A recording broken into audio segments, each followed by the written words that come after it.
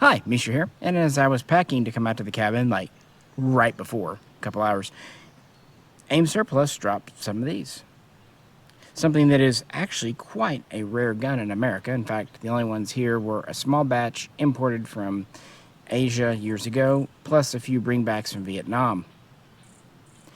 However, this was the standard issue sidearm of France from the 1950s all the way up into the 1990s, and actually is a very well built, very durable, but very conventional gun.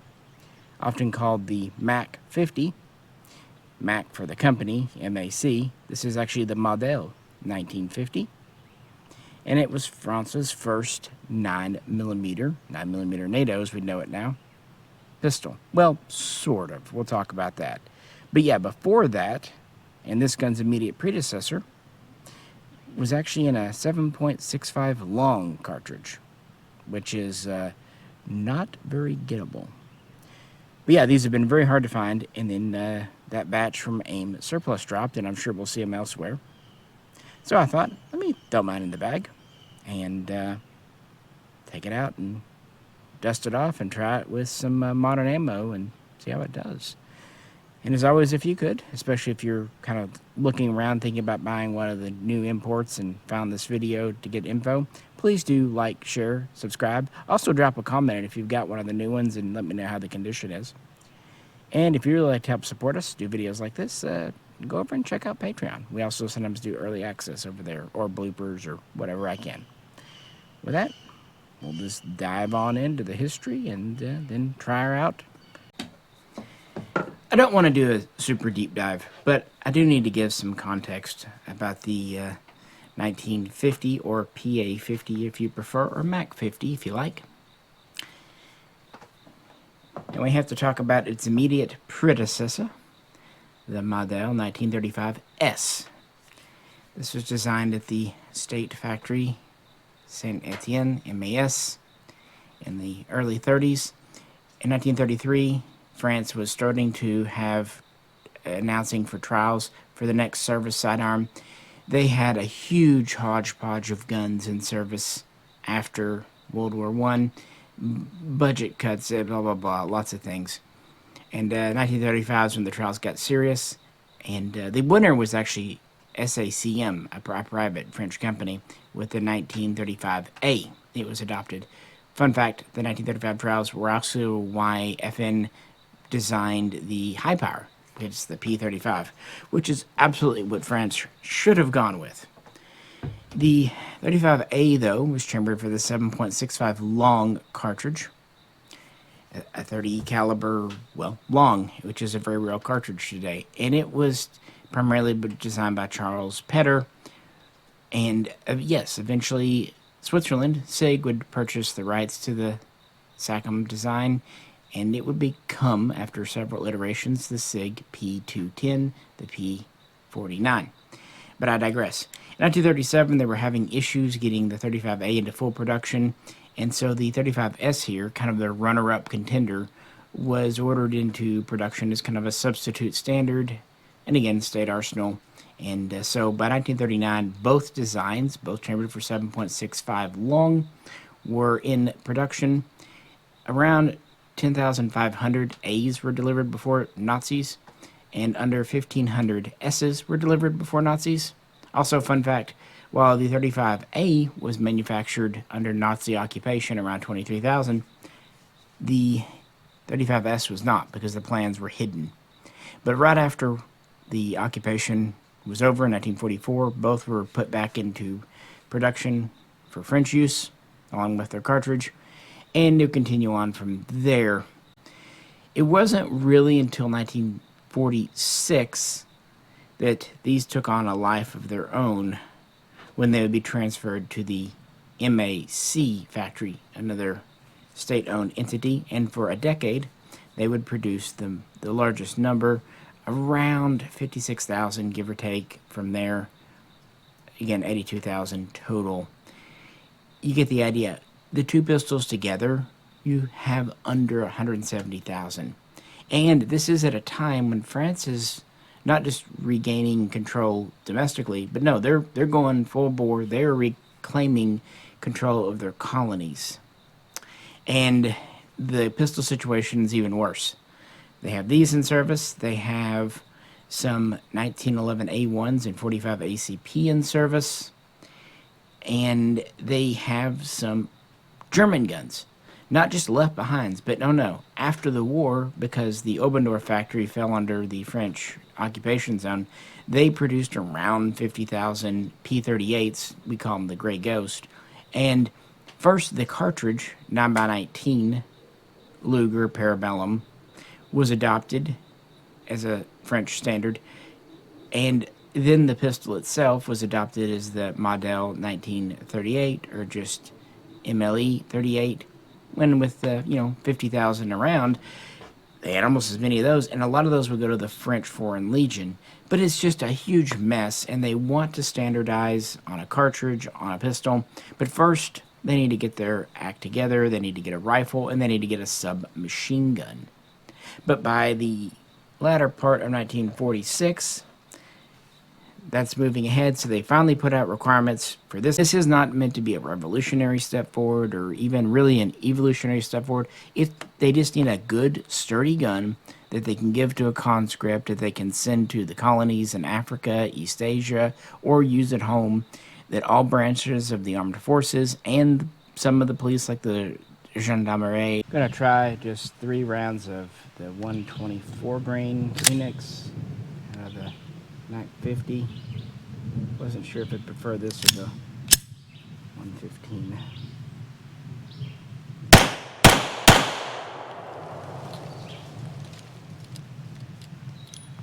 Kind of a last round failure to eject, but it did hold up. That's interesting. But it worked.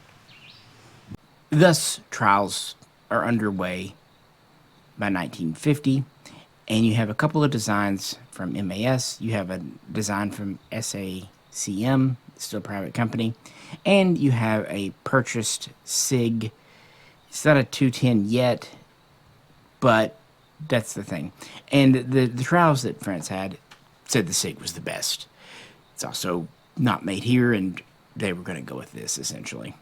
In August of that year, they adopted it, although it would need a revision or two. So 3 updated pistols were given in March of 1951 for testing, and these did much better. They had far fewer issues, like with cracking of parts. Reliability went way up. The only issues they really showed in an 8,500 round endurance test were a couple of broken firing pins, which, understandable. Again, I'm really skimming through a lot of this. I've done deep dives in the past.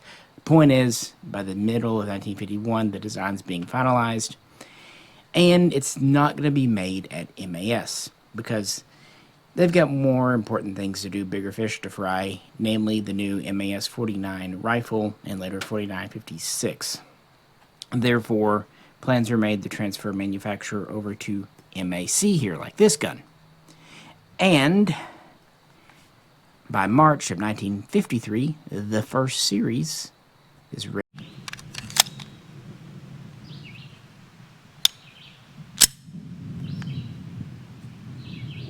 MAC-50.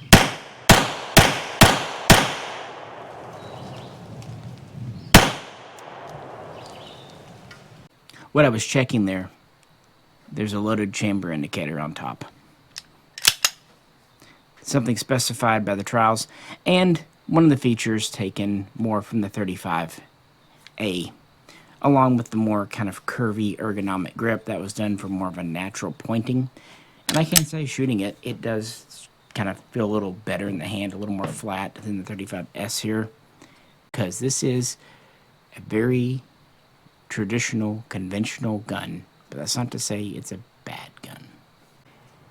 All steel pistol, phosphate finish for the frame and slide, although the barrel was blued, not chrome lined, and we had these synthetic kind of Bakelite style, very 50s polymer grips. Feature-wise, yes, it's quite conventional. Single action only. External hammer. Safety. It does have an additional magazine disconnect safety.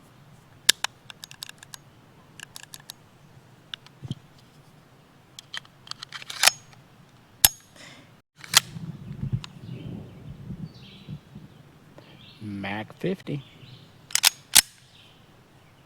Not a decocker.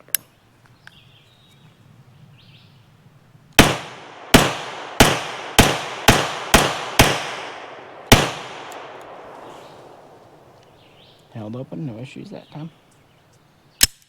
Trigger is fine. Not great, not horrible. The true definition of fixed iron military sights, but they are large and generous. Single stack mag, although it is 9 shots instead of 8, so there's that.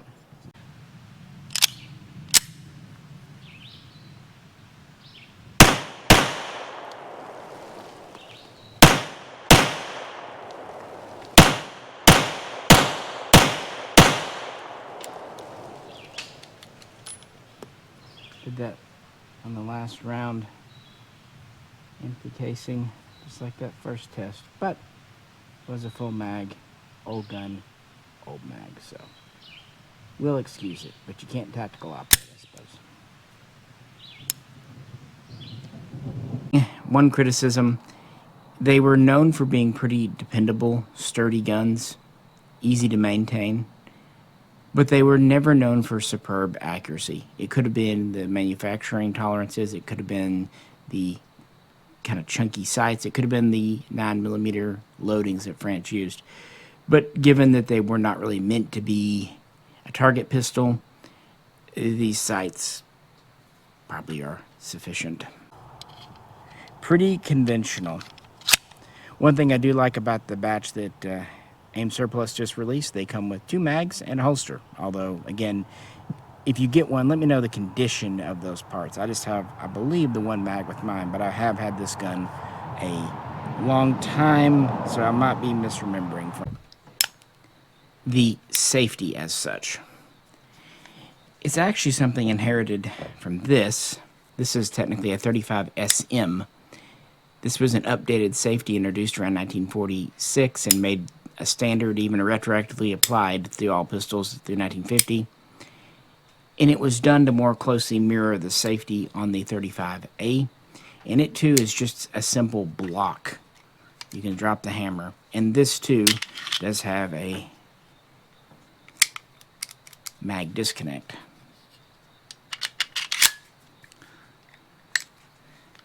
Back again. Of course, single action. Safety we've already demoed. Kind of interesting that it doesn't do a whole lot. And we're still using the Phoenix 124 grain brass case.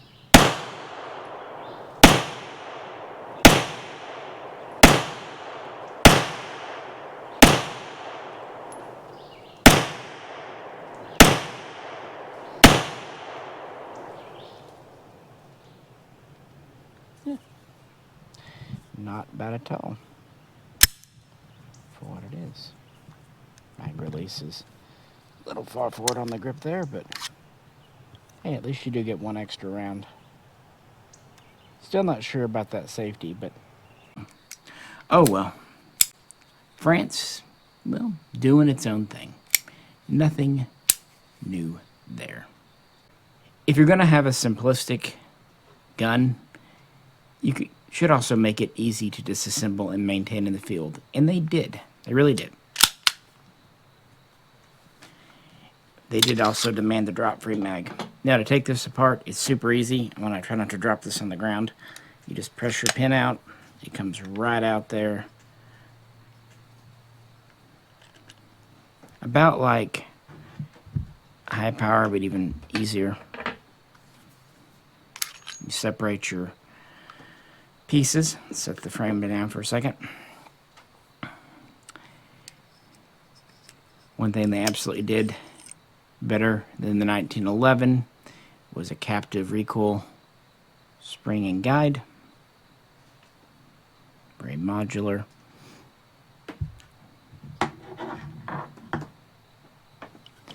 you just have a barrel that comes out a very conventional way. There's no bushing or front piece. You have a barrel with one link. Fun fact, the 35A actually had 2 links here. The firing pin does have a spring.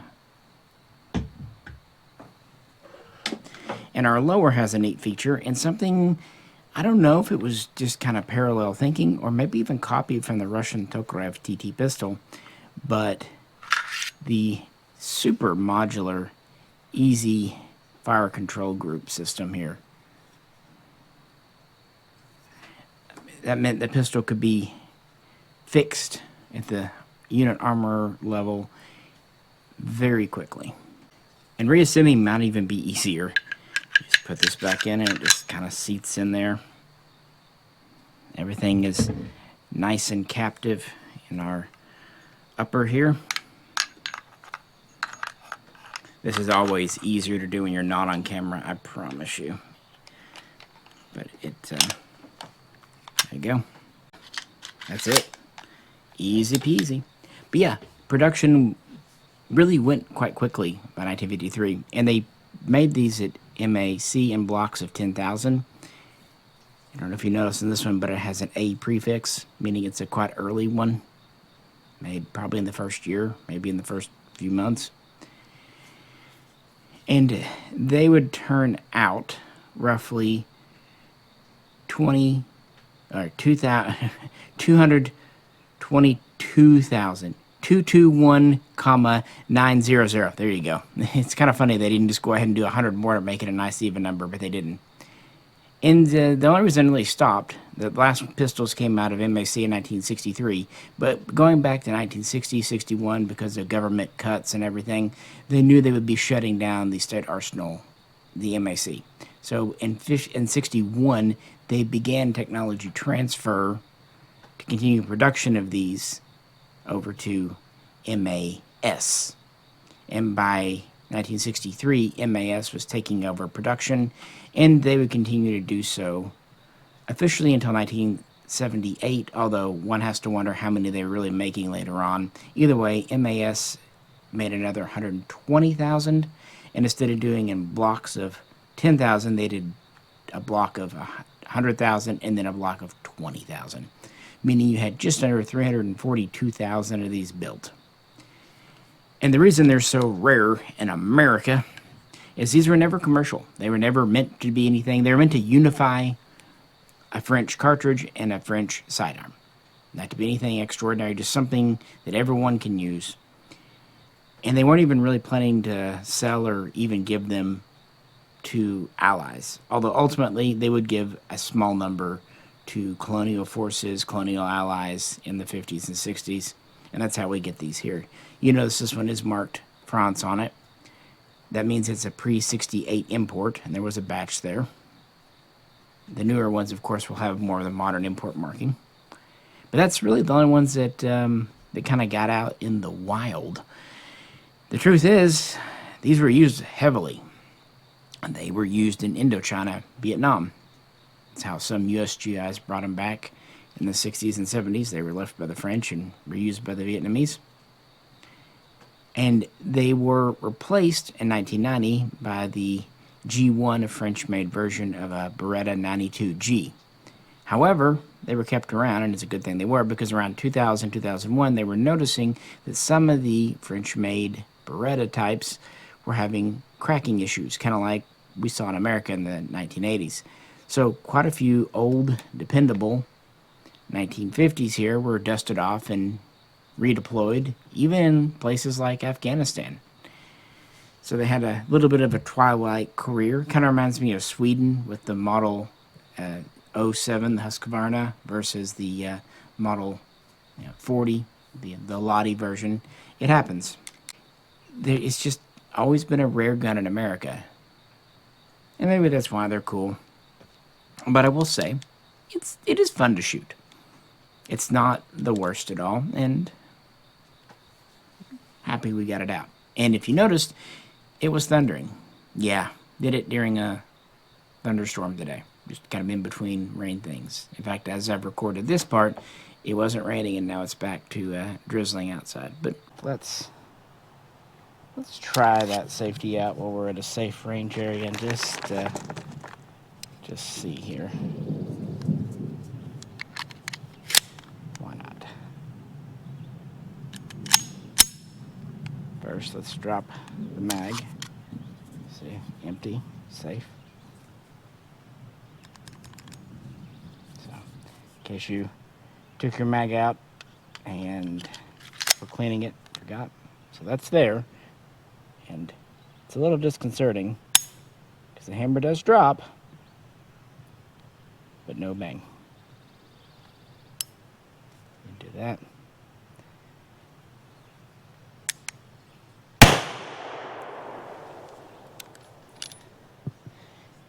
That said, definitely not modern safety approved, and somehow I doubt it is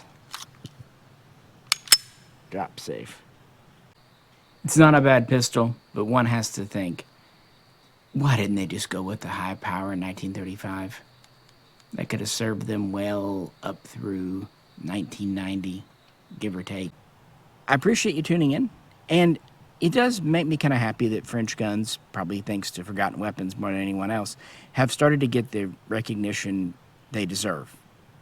And if you made the comment about France, in a joking way, F you. It's really played out. Stop. France has been America's ally since literally the beginning. And we were their ally too in World War II. And yeah, and like America, they're independent. You know, they too have had their issues and complaints with NATO. So, plus they also make really good food and wine. So, there we go.